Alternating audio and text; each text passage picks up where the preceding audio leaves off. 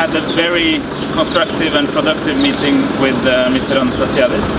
As you will remember, in the statement that the two leaders came up with some weeks ago, they said that they would intensify the talks from now on.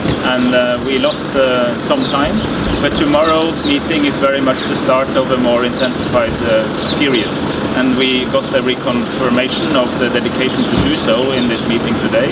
And I think that's the right thing to do, because if the leaders are supposed to actually achieve their stated goal of doing their best to achieve a solution in the course of 2016, we all need to know that there is a lot of work to do. We will have a phase which is critical and which at times will be difficult, because there are still a number of bridges to cross. There's still a number of issues that are outstanding, as you know, as we've said before.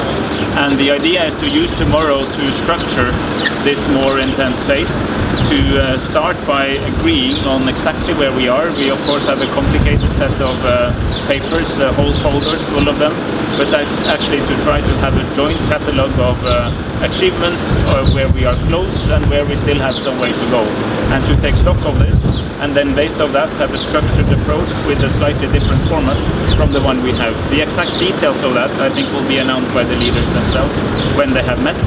But this is basically the thrust of the meeting, and I think it was a very good meeting. And my strong sense is that Mr. Anastasiades is deeply and seriously committed to make this work. And I will now see Mr. Akinci, whom I know well. I think both of them actually wanted to work. Despite those surrounding circumstances and difficulties, their dedication is there. And a few weeks ago I said that I could not imagine that these two leaders, who have shown courage and leadership over time, would allow the disagreements of the last weeks to overshadow the remarkable progress over a year.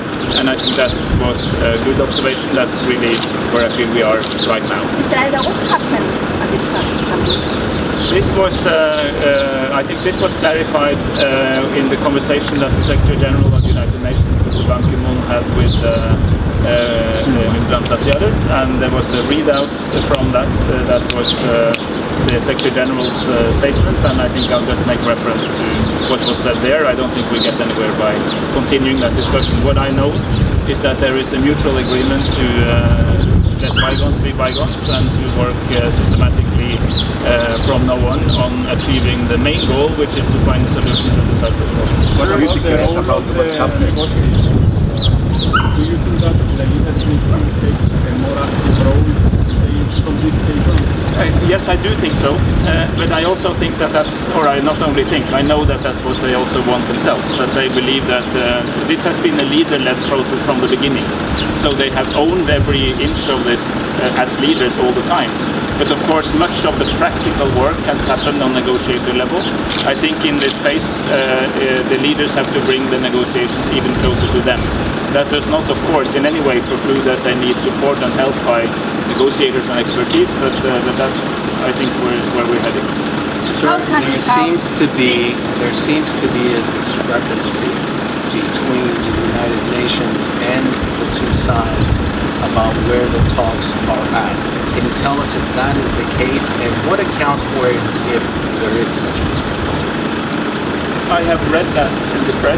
I don't recognize it myself. I think that we have... Mr. Rudy, you made reference to the discrepancy. We should be all on the same page, and apparently we're not. Well, I agree with him that we should be on the same page. I think as I see the real state of the talk is that we have changed the paradigm of the talk to something which is much more European, much more federal, and in many ways very different from the Annan plan, I think, to the better for both communities.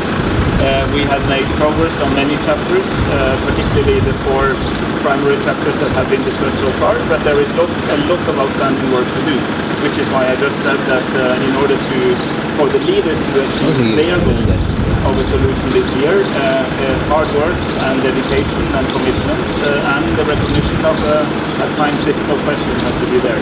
I think that's not very different from what the leaders said. Happy to discuss with him, but I feel that's exactly where we are, and I gave a presentation to the Security Council in January, which I positively know both sides agree with, because they told me that the last time I actually gave a comprehensive data research, I will do a new one in July.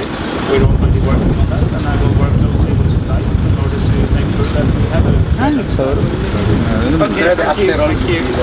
Read about what happened. Nixon. Say it again. Read about what happened. I did what? I have nothing to say about this apart from what was already said in the conversation with Ban Ki-moon and Anastasiades. And I am happy that everybody agrees that we work on with full speed. I think that was important, right? Okay, thank you. Thank you very much. Thank you.